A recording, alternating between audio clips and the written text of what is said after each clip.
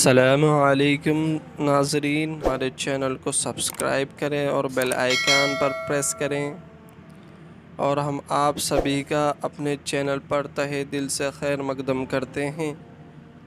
آج کا مضمون بہت ہی اہم ہے۔ خطوب میں بسم اللہ لکھنا جائز ہے یا ناجائز؟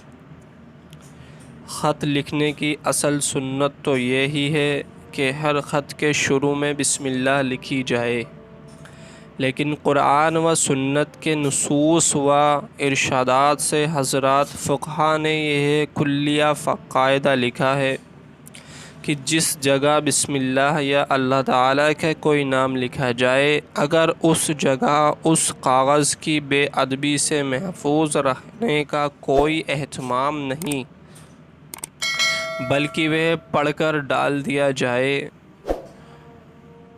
یا ڈال دیا جاتا ہے، تو ایسے خطوط اور ایسی چیز میں بسم اللہ یا اللہ تعالیٰ کا کوئی نام لکھنا جائز نہیں، کہ وہ اس طرح بے ادبی کے گناہ کا شریک ہو جائے گا۔ آج کل عام طور سے ایک دوسرے کو جو خطوط لکھے جاتے ہیں ان کا حال سب جانتے ہیں کہ نالیوں اور گندگیوں میں پڑے نظر آتے ہیں۔